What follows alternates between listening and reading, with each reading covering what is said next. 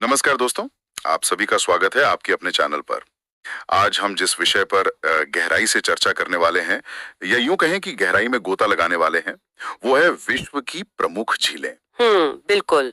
और ये topic UPSC, SSC, railway और बाकी सभी प्रतियोगी परीक्षाओं के लिए तो बेहद महत्वपूर्ण है ही। हाँ, मतलब एग्जाम के लिए तो है ही, लेकिन वैसे भी किसी जिज्ञासु इंसान के लिए ये जानकारी किसी खजाने से कम नहीं है। सही कहा। तो चलिए इसे थोड़ा डिकोड करते हैं। हम्म सबसे पहले बुनियादी बात से शुरू करते हैं। आखिर एक झील होती क्या है? हम्म, अगर बहुत ही सरल शब्दों में कहें तो झील एक स्थिर जल निकाय होती है। यानी एक रुकी हुई वाटर बॉडी। बिल्कुल, एक रुकी हुई वाटर बॉडी जो चारों तरफ से जमीन से घिरी होती है। हाँ, और यहीं पर अक्सर लोग सागर और झील के बीच थोड़ा कंफ्यूज हो जाते हैं। हाँ, भौगोलिक भ्रम पैदा हो जाता है अक्सर। हाँ, इसके लिए मेरी एक बहुत ही साधारण सी एनालॉजी है। अच्छा, बताइए। कल्पना करें कि हमारी पृथ्वी एक विशाल डाइनिंग टेबल है। हम्म तो ये जो झीलें है ना, हम्म वो उस टेबल पर रखे पानी के प्राकृतिक कटोरे हैं। प्राकृतिक कटोरे। सही है। जबकि सागर वो हैं जिनका पानी टेबल के बाहर मुख्य महासागर से सीधे जुड़ा हुआ है। ये एनालॉजी काफी अच्छी है, लेकिन अगर हम इसे थोड़ा और वैज्ञानिक रूप दे तो ये जो कटोरे हैं, ये कोई इंसान नहीं रखता। हाँ हाँ, वो तो है। मतलब पृथ्वी की टेक्टोनिक प्लेट जब आपस में टकराती हैं, या एक दूसरे से दूर जाती हैं, तो जमीन फट जाती है ओहो, और विशाल खाइयां बन जाती हैं। या फिर हजारों साल पहले जब बड़े बड़े ग्लेशियर पिघले तो वो अपने पीछे गड्ढे छोड़ गए। बिल्कुल, जमीन में गहरे गड्ढे छोड़ गए और समय के साथ बारिश और नदियों ने इन विशाल कटोरों को भर दिया। मतलब मूल रूप से हम झीलों को दो भागों में बांट सकते हैं, है ना? हाँ, पहली प्राकृतिक झीलें जो प्रकृति द्वारा बनी है, और दूसरी दूसरी कृत्रिम झीलें जो मानव द्वारा बनाई जाती हैं। जैसे जब कोई बहुत बड़ा बांध बनाया जाता है। अच्छा, तो बांध के पीछे का पानी भी झील है? हाँ, उसके पीछे जो विशाल जलाशय बन जाता है वो भी कृत्रिम झील ही है। जैसे भारत में गोविंद वल्लभ पंत सागर है। बिल्कुल सटीक उदाहरण दिया आपने। तो पृथ्वी की हलचलों से बने इन प्राकृतिक कटोरों की बात करते हुए अब सीधे दुनिया की सबसे बड़ी झीलों की ओर रुख करते हैं। चलिए। क्षेत्रफल के हिसाब से दुनिया की 5 सबसे बड़ी झीलों को याद रखने की एक बहुत ही कमाल की ट्रिक है। और वो क्या है? परीक्षाओं के लिए दोस्तों इसे रट लेना चाहिए। ट्रिक है कैस सुवी ह्यू मी। कैस सुवी ह्यू मी। सुनने में किसी प्राचीन मंत्र जैसा लगता है। हाँ हाँ ना, लेकिन एग्जाम के नजरिए से ये एक अचूक तरीका है। तो इसका डिकोड क्या हुआ? मैं बताता हूँ। कैस्पियन, सुपीरियर, विक्टोरिया, ह्यूरन और मिशिगन। ये क्रम क्षेत्रफल के आधार पर सबसे बड़े से छोटे की ओर है। मतलब नंबर 1 पे कैस्पियन सागर है। हाँ, लेकिन अब यहाँ एक स्पष्ट विडंबना दिखाई देती है। कैसे विडंबना? सवाल ये उठता है कि जब ये दुनिया की सबसे बड़ी झील है तो इसके नाम में सागर क्यों जुड़ा है? हाँ, ये कंफ्यूजन बहुत आम है। मतलब ये तो नामकरण का एक बहुत बड़ा धोखा लगता है। हाँ, इस धोखे के पीछे एक दिलचस्प ऐतिहासिक कारण है, मैं समझाती हूँ। जी बताइए। प्राचीन काल में जब रोमन और ग्रीक खोजकर्ताओं ने पहली बार इसे देखा था ना, तो इसका आकार इतना विशाल था। और पानी खारा रहा होगा। बिल्कुल, पानी इतना ज्यादा खारा था कि उन्हें लगा उन्होंने किसी नए सागर की खोज कर ली है। अरे वाह! इसका एरिया इतना बड़ा है कि इसके अंदर कई छोटे देश तो आसानी से समा सकते हैं। लेकिन है तो ये चारों ओर से जमीन से घिरी हुई। यही बात है, क्योंकि ये चारों ओर से जमीन से घिरी है और किसी महासागर से नहीं जुड़ती, इसलिए ये दुनिया की सबसे बड़ी खारे पानी की झील है, सागर नहीं। समझ गया। और चूंकि ये इतनी विशाल है, तो ये कई देशों की सीमाओं को भी छूती होगी। हाँ, बिल्कुल छूती है। परीक्षा में तो अक्सर इसके सीमावर्ती देशों के बारे में भी पूछा जाता है। हाँ, और इसे याद रखने के लिए भी एक शानदार मेमोरी ट्रिक मौजूद है। क्या बात है, वो भी बता दीजिए। ट्रिक है तारीख, यानी TARIK। TARIK, यानी तुर्कमेनिस्तान, अजरबैजान, रूस, ईरान और कजाकिस्तान। एकदम सही। ये वो 5 देश हैं जो कैस्पियन सागर को घेरे हुए हैं। तो कैस्पियन तो हो गया खारे पानी का राजा। हाँ, अब उस झील की बात करते हैं जो मीठे पानी की दुनिया पर राज करती है। Lake superior. बिल्कुल, ये उत्तरी अमेरिका में स्थित है और क्षेत्रफल के हिसाब से दुनिया की सबसे बड़ी मीठे पानी की झील है। लेकिन क्या? यहाँ मैं थोड़ा पुशबैक देना चाहूंगा। अच्छा, सुनकर अच्छा लगा। बताइए क्या दुविधा है? मतलब अगर लेक सुपीरियर का सरफेस एरिया सबसे ज्यादा है तो क्या ये मान लेना सही होगा कि दुनिया का सबसे ज्यादा मीठा पानी बीसी के अंदर मौजूद है? ये एक बहुत ही कुशाग्र सवाल है। क्योंकि ऐसा भी तो हो सकता है कि कोई कटोरा बहुत चौड़ा हो लेकिन बिल्कुल उथला हो, गहराई ना हो उसमें। यहीं पर अक्सर लोग गलती कर बैठते हैं। तो दुनिया का सबसे ज्यादा तरल मीठा पानी असल में कहाँ छिपा है? देखो, सतही क्षेत्रफल बड़ा होने का मतलब हमेशा ज्यादा वॉल्यूम या आयतन होना नहीं होता है। वही मैं सोच रहा था। अगर हम ताजे पानी के सबसे बड़े भंडार की बात करें तो हमें उत्तरी अमेरिका से निकलकर रूस जाना होगा। रूस में कहाँ? साइबेरियाई क्षेत्र में। वहां मौजूद है बैकाल झील। बैकाल झील? जी हाँ, बैकाल दुनिया की सबसे पुरानी और सबसे गहरी झील है। कितनी गहरी है ये? इसकी गहराई लगभग 1637 मीटर है। 1637 मीटर? एक मिनट, अगर हम दुबई की बुर्ज खलीफा इमारत को लें जो दुनिया की सबसे ऊंची इमारत है तो वो लगभग 828 मीटर की है। हाँ। मतलब दो बुर्ज खलीफा एक के ऊपर एक रख दिए जाएं तो भी वो बैकाल झील के तल को नहीं छू पाएंगे। बिल्कुल नहीं छू पाएंगे। ये सच में चौंकाने वाला है। और इसी अथाह गहराई के कारण दुनिया का लगभग 20% तरल ताजा पानी अकेले इस एक झील में समाया हुआ है। अरे बाप रे, 20%? हाँ, और ये गहराई ऐसी रातों रात नहीं बन गई। ये एक रिफ्ट लेक है। रिफ्ट लेक मतलब लाखों साल पहले टेक्टोनिक प्लेट्स के एक दूसरे से दूर खिसकने के कारण जमीन फट गई। अच्छा। एक गहरी खाई बनी और समय के साथ उसमें पानी भर गया। और मजे की बात यह है कि ये प्रक्रिया आज भी जारी है। यानी बैकाल झील हर साल थोड़ी और चौड़ी हो रही है। बिल्कुल। और इसी अद्वितीय इकोसिस्टम के कारण इसे यूनेस्को ने विश्व धरोहर स्थल भी घोषित किया है। क्या बात है। यहाँ बात सच में बहुत दिलचस्प हो जाती है। सबसे मीठे पानी से अब सीधे सबसे खारे पानी की ओर चलते हैं। चलिए लवणता या सैलिनिटी की बात करते हैं। जब खारे पानी की बात आती है तो तुर्की की लेक वॉन को रैंक 1 पे रखा जाता है। सही कहा। लेक वॉन की लवणता लगभग 330% मापी गई है। 330%? मतलब सामान्य समुद्री जल की लवणता तो शायद 35% के आसपास होती है। हाँ, लगभग उतनी होती है। तो फिर ये लेक वॉन इतनी ज्यादा खारी क्यों है? इसके पीछे का विज्ञान इसके भूगोल में छुपा है। मैं समझाती हूँ जी। लेक वॉन एक एंडोर्फिक बेसिन है। एंडोर्फिक बेसिन यानी इसमें नदियां पानी लेकर तो आती हैं, लेकिन पानी बाहर निकलने का कोई रास्ता नहीं है। तो पानी जाता कहाँ है? पानी सिर्फ वाष्पीकरण यानी इवेपोरेशन के जरिए ही बाहर जा सकता है। ओहो। असल में ज्वालामुखी विस्फोटों के कारण इसका निकास मार्ग बंद हो गया था। तो जब पानी भाप बनकर उड़ता है तो वो पीछे खनिज और नमक छोड़ जाता है। हम समझ गया। और लाखों सालों की इस लगातार प्रक्रिया ने इसे दुनिया की सबसे खारी झील बना दिया है। लेकिन जब भी अत्यधिक खारे पानी का जिक्र होता है ना तो दिमाग में सबसे पहला नाम मृत सागर यानी डेड सी का आता है। हाँ, ये तो बहुत ही स्वाभाविक है। मृत सागर जो जॉर्डन और इजराइल के बीच स्थित है, खारेपन की सूची में रैंक 2 पर आता है। लेकिन फिर भी ये इतना फेमस क्यों है? इसके वैश्विक प्रसिद्धि का कारण सिर्फ इसका खारापन नहीं है, बल्कि उस खारेपन से पैदा होने वाली भौतिकी है। भौतिकी यानी वो पानी में तैरने वाली बात। सटीक पहचाना आपने। मृत सागर में लवणता इतनी अधिक है कि पानी की डेंसिटी इंसान के शरीर की डेंसिटी से बहुत ज्यादा हो जाती है। अच्छा, तो इसलिए लोग डूबते नहीं हैं। हाँ, उत्प्लावक बल यानी बायोंट फोर्स इतना मजबूत होता है कि कोई इंसान चाहकर भी इसमें डूब नहीं सकता। मतलब पानी के ऊपर लेटकर आराम से अखबार पढ़ा जा सकता है। बिल्कुल। और इसके साथ एक और बहुत महत्वपूर्ण भौगोलिक तथ्य भी जुड़ा है। वो क्या? मृत सागर पृथ्वी की सतह का सबसे निचला बिंदु है, लोएस्ट एलिवेशन ऑन लैंड। अच्छा। हाँ, ये समुद्र तल से लगभग 450 मीटर नीचे है। ये भी एक रिफ्ट वैली का ही हिस्सा है, जहाँ टेक्टोनिक खिंचाव के कारण जमीन नीचे धंस गई है।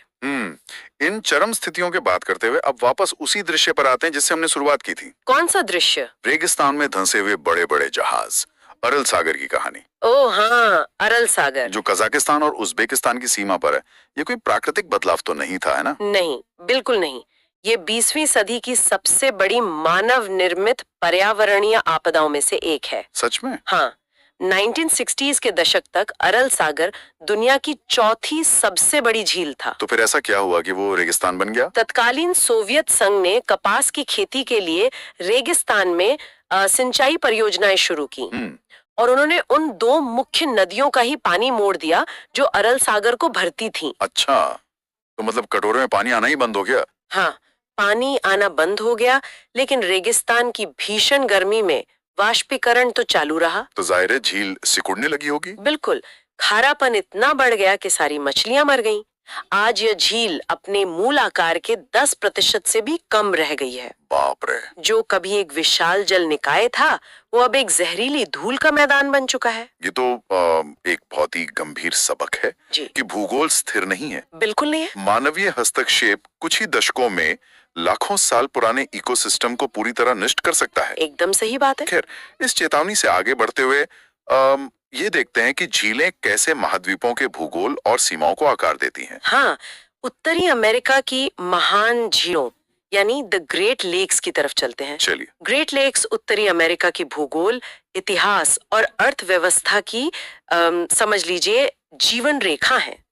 ये 5 विशाल झीलों का एक इंटरकनेक्टेड सिस्टम है जिसे ग्लेशियरों ने तराशा था। और परीक्षाओं के लिए इन्हें पश्चिम से पूर्व की दिशा में याद रखने की जो ट्रिक है ना, वो है SMEO, SMHEO। SMHEO यानी सुपीरियर, मिशिगन, ह्यूरॉन, एरी और ओंटारियो। एकदम सही। और यहाँ परीक्षा के लिहाज से कुछ बारीक लेकिन बेहद जरूरी तथ्य हैं जो मैं जोड़ना चाहूंगा। बिल्कुल, बताइए। इन 5 में से सिर्फ लेक मिशिगन अकेली ऐसी झील है जो पूरी तरह से संयुक्त राज्य अमेरिका के अंदर स्थित है। हाँ, ये बहुत इंपॉर्टेंट पॉइंट है। और बाकी की 4 अमेरिका और कनाडा के बीच अंतरराष्ट्रीय सीमा बनाती हैं। इसके साथ ही 2 बहुत ही मशहूर भौगोलिक संरचनाएं भी इसी सिस्टम का हिस्सा है। कौन सी? एरी और ओंटारियो झील के बीच स्थित है दुनिया भर में विख्यात नियाग्रा फॉल्स। अरे वाह, नियाग्रा फॉल्स। हाँ, जब पानी उथली एरी झील से गहरी ओंटारियो की तरफ तेजी से गिरता है ना, तो वो ये विशाल जलप्रपात बनाता है। और अंततः ओंटारियो झील से सेंट लॉरेंस नदी निकलती है जो इस पूरे मीठे पानी को अटलांटिक महासागर में ले जाकर मिला देती है। क्या बात है। तो अमेरिका से महासागर पार करके आप सीधे अफ्रीका चलते हैं। चलिए, अफ्रीका की सबसे प्रमुख झील है विक्टोरिया झील। विक्टोरिया झील। ये अफ्रीका महाद्वीप की सबसे बड़ी झील है। इसका रणनीतिक और भौगोलिक महत्व बहुत अधिक है। वो कैसे? क्योंकि भूमध्य रेखा यानी इक्वेटर ठीक इसके बीच से होकर गुजरती है। अच्छा। और यही झील श्वेत नील यानी व्हाइट नाइल नदी का उद्गम स्थल भी है ना। बिल्कुल सही। विक्टोरिया झील 3 देशों की सीमाओं को छूती है जिसे कट ट्रिक से याद रखा जा सकता है। KUT यानी केन्या, युगांडा और तंजानिया। एकदम सही। और यहाँ पर एक भौगोलिक स्पष्टीकरण देना बहुत जरूरी है जिस पर अक्सर प्रतियोगी परीक्षाओं में ट्रिक क्वेश्चन बनाए जाते हैं। कैसा ट्रिक क्वेश्चन? देखो, अफ्रीका अपनी महान भ्रंश घाटी यानी ग्रेट रिफ्ट वैली के लिए जाना जाता है। हाँ, वो जो पृथ्वी की सतह पर एक विशाल दरार है। हाँ, जो अफ्रीका को 2 हिस्सों में बांट रही है। तो बहुत से लोग सोचते हैं कि विक्टोरिया झील भी इसी रिफ्ट वैली का हिस्सा है। क्योंकि वो उसी क्षेत्र में है तो ये मान लेना आसान है। आसान है लेकिन गलत है। अच्छा। विक्टोरिया झील उस दरार के बीच बने एक उथले बेसिन में स्थित है, न कि खुद रिफ्ट वैली की गहरी खाई में। ओह, तो फिर रिफ्ट वैली की झीलें कौन सी हैं? ब्रंश घाटी की झीलों की सूची अलग है। इसमें एल्बर्ट, एडवर्ड, किवू, टांगानिका और न्यासा शामिल हैं। ये सभी लंबी, संकरी और बेहद गहरी झीलें हैं क्योंकि ये सीधे जमीन के फटने से बनी है। और इस सूची में टांगानिका का नाम सबसे खास है। बिल्कुल। टांगानिका दुनिया की सबसे लंबी मीठे पानी की झील है। सबसे लंबी? हाँ, यह रिफ्ट वैली की दरार के साथ साथ फैलती है।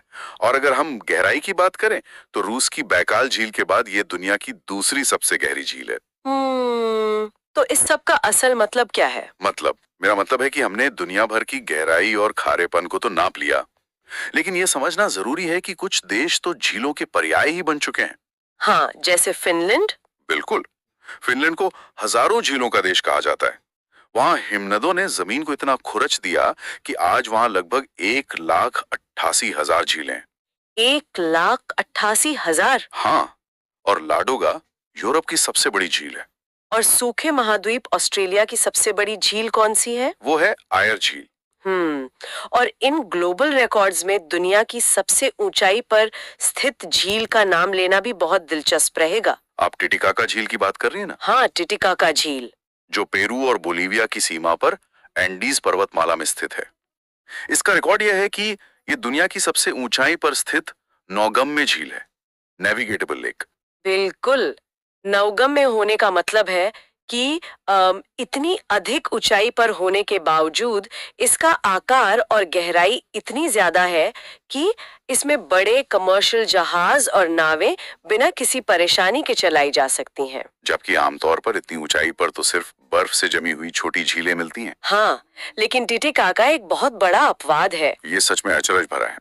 चलिए अब वैश्विक यात्रा को अपने देश भारत की ओर मुड़ते हैं। भारत का भूगोल भी तो इन विशाल जल निकायों के बिना अधूरा ही है। बिल्कुल, अगर हम भारत के नक्शे का विश्लेषण करें तो हर दिशा में झीलों के अलग अलग प्रकार देखने को मिलते हैं। हाँ, तो उत्तर से शुरू करते हैं। जम्मू कश्मीर में वुलर झील स्थित है। वुलर भारत की मीठे पानी की सबसे बड़ी झील है। और ये कैसे बनी? कैसे? ये भी टेक्टोनिक गतिविधियों का ही परिणाम है। हिमालय के निर्माण के दौरान जमीन के धंसने से ये बेसिन बना, जिसे झेलम नदी ने पानी से भर दिया। अरे वाह। अब अगर हम खारे पानी की ओर जाएं तो राजस्थान का रेगिस्तान एक अनोखी भौगोलिक स्थिति प्रस्तुत करता है। सांबर झील। सांबर झील। सांबर झील भारत की सर्वाधिक खारी अंतर्देशीय यानी इनलैंड झील है। इनलैंड का मतलब ये है कि ये चारों तरफ से जमीन से घिरी है। हाँ, और इसका समुद्र से दूर दूर तक कोई लेना देना नहीं है। ये एक ऐसे बेसिन में है जहां वाष्पीकरण के कारण नमक की मात्रा इतनी ज्यादा हो जाती है कि यहाँ से व्यावसायिक स्तर पर नमक का उत्पादन किया जाता है। ये बहुत ही शानदार फैक्ट है। इसके बाद अब तट की ओर चलते हैं। ओडिशा में स्थित चिलिका झील। चिलिका एक लगून झील है। और लगून झील की यांत्रिकी बहुत दिलचस्प होती है। वो कैसे काम करती है? ये समुद्र के किनारे का वो उथला जल निकाय है जो समुद्र से लगभग कट चुका होता है। अच्छा। बीच में बालू की एक पट्टी या रेत का टीला बन जाता है जो समुद्र के मुख्य पानी को सीधे अंदर आने से रोकता है। हालांकि एक संकरा रास्ता खुला रहता है।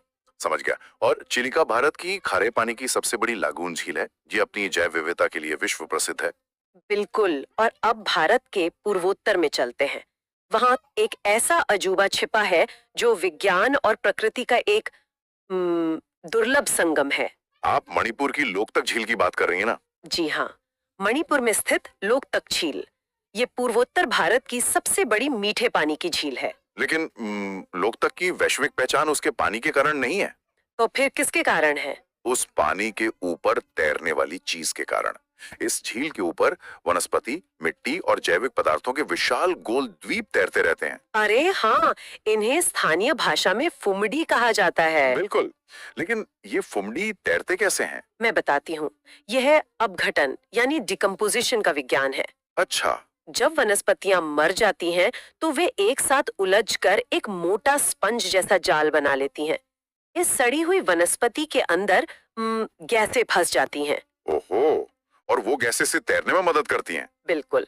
गैसें इसे उत्प्लावकता यानी बायन से प्रदान करती हैं और ये पानी की सतह पर तैरने लगता है। क्या बात है। और आपको पता है, इसी झील पर केइबुल लामजाओ स्थित है जो पूरी दुनिया का एकमात्र तैरता हुआ राष्ट्रीय उद्यान है। Floating national park. हाँ, और ये लुप्तप्राय संगाई हिरण का इकलौता घर भी है। सच में भारत का भूगोल कितनी विविधताएं समेटे हुए है। कश्मीर की वुलर, राजस्थान की सांबर, उड़ीसा की चिलिका और मणिपुर की लोकतक। और यही झीलों का असली महत्व है। वे सिर्फ नक्शे पर नीले रंग के धब्बे नहीं हैं, वे ऐसे इकोसिस्टम हैं जो जलवायु, अर्थव्यवस्था और जीवन को नियंत्रित करते हैं। एकदम सही बात है। तो जो लोग परीक्षाओं की तैयारी कर रहे हैं, उनके लिए पूरी चर्चा का एक त्वरित रिकैप कर लेते हैं चीट शीट की तरह। चलिए, बहुत जरूरी है ये। क्षेत्रफल में सबसे बड़ी झील कैस्पियन सागर। मीठे पानी की सबसे बड़ी झील लेक सुपीरियर। दुनिया की सबसे गहरी झील बैकाल झील। सर्वाधिक लवणता यानी सबसे खारी लेक वॉन। सबसे लंबी झील टांगानेका। और सबसे ऊंची नौगम्य झील टिटिकाका। बिल्कुल। तो परीक्षा में जब भी एमसीक्यूज आए कि दुनिया की सबसे गहरी झील कौन सी है, तो बैकाल को चुनना है। और इस पूरी जानकारी के साथ साथ परीक्षा और जीवन दोनों के लिए एक बहुत ही महत्वपूर्ण बात याद रखनी चाहिए। वो क्या? कि सफलता का कोई शॉर्टकट नहीं होता। निरंतर प्रयास और गहरी समझ ही आपकी सबसे बड़ी ट्रिक है। बिल्कुल सही कहा आपने। और इस चर्चा को विराम देने से पहले एक अंतिम विचार मैं श्रोताओं के सामने रखना चाहूंगा। जी बताइए। आज हमने शुरुआत की थी अरल सागर के खौफनाक दृश्य से। एक विशाल जल निकाय जो इंसानी गलतियों से रेगिस्तान बन गया। हाँ। वहीं दूसरी तरफ बैकाल जैसी झीलें हैं जो लाखों साल पुरानी हैं और हमारी पृथ्वी का 20% मीठा पानी समेटे हुए हैं। सही बात है। जरा सोचिए, अगर जलवायु परिवर्तन और अंधाधुंध विकास के कारण इन स्थिर जल निकायों का संतुलन बिगड़ने लगे तो क्या होगा? ये एक बहुत ही डरावना विचार है। भूगोल की किताबें भले ही स्थिर लगती हों, तथ्य और आंकड़े पन्नों पर जमे हुए महसूस होते हों, लेकिन हमारी पृथ्वी लगातार बदल रही है। जो आज एक विशाल झील है, वो कल एक सूखा मैदान हो सकती है। बिल्कुल। प्रकृति का भूगोल कभी नहीं रुकता, वो हमेशा गतिमान है। इस पर जरूर विचार कीजिएगा। तो दोस्तों, आज की इस डीप डाइव में बस इतना ही। हमें उम्मीद है आपको ये चर्चा पसंद आई होगी। अगर आपको ये एपिसोड पसंद आया हो तो लाइक, शेयर और सब्सक्राइब जरूर करें। मिलते हैं अगली चर्चा में। नमस्कार।